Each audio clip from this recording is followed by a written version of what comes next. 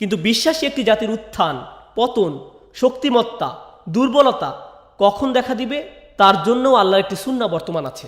আমাদের পক্ষে এমনটি চিন্তা করা অসম্ভব যে আমাদের ব্যাপারটা ব্যতিক্রম এবং আমাদের পূর্বের জাতির ক্ষেত্রে যা হয়েছিল আমাদের ক্ষেত্রে তা হবে না, কারণ আমরা স্পেশাল, কারণ আমরা বিশেষ অনুগ্রহপ্রাপ্ত। আমি আমার বক্তব্য দ্বারা এই মুহূর্তে যারা ভোগান্তির শিকার হচ্ছেন কোনোভাবেই তাদের কষ্টকে ছোট করে দেখছি না এবং কোনোভাবেই তাদের দোষ দিচ্ছি না যে আল্লাহ তাদের এই পরীক্ষায় ফেলেছেন কারণ তারা বনী ইসরায়েলদের মতো হয়ে গেছে। আমি যা বলতে চাচ্ছি তার উল্টো বুঝবেন না।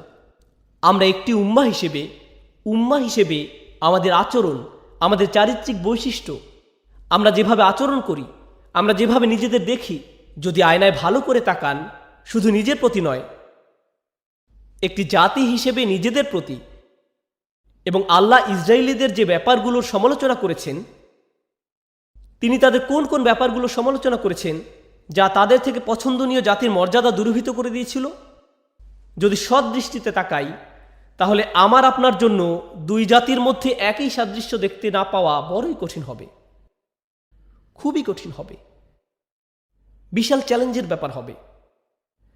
তাই যখন তিনি বলছেন ওয়াকাযালিকা জাআলনাকুম উম্মাতান ওয়াসাতা, এরপর তিনি কি বলছেন?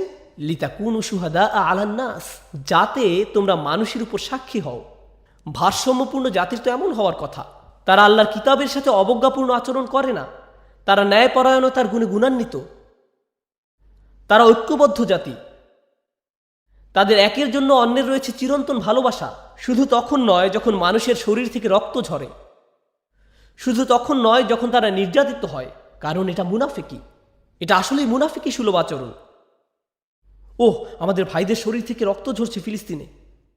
যখন মসজিদে ছিলেন, আপনি এসেছেন বাংলাদেশ থেকে, কেউ একজন মালয়েশিয়া থেকে, কেউ একজন চীন থেকে, কেউ একজন সেনেগাল থেকে, কেউ একজন ফিলিস্তিন থেকে, একজন সৌদি থেকে, একজন পাকিস্তান থেকে, কেউ একজন হয়তো ভারত থেকে, আর আপনারা তখন কে ইমাম হবে সেটা নিয়ে ঝগড়া করছিলেন।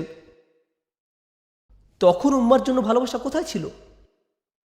আপনার জাতীয়তা কি মুখ্য হয়ে দেখা দেয় না অন্য সব কিছুতে?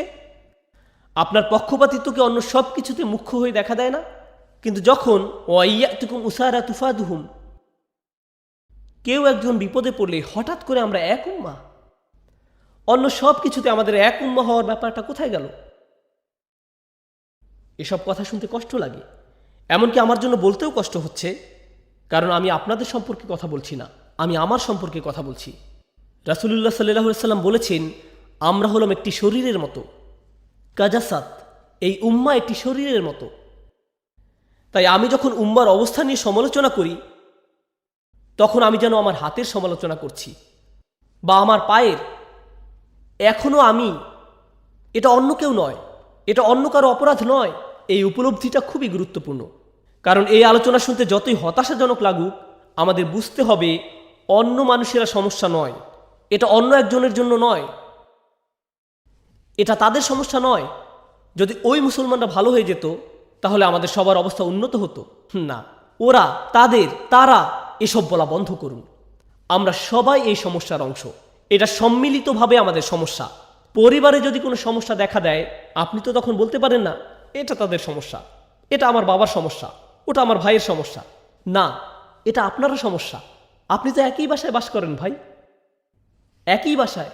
এই উম্মাহ একটি বাসার মতো, এমনকি একটি বাসার চেয়েও বেশি। এটি একজন ব্যক্তির মতো। তাই আমাকেও সাবধান থাকতে হবে।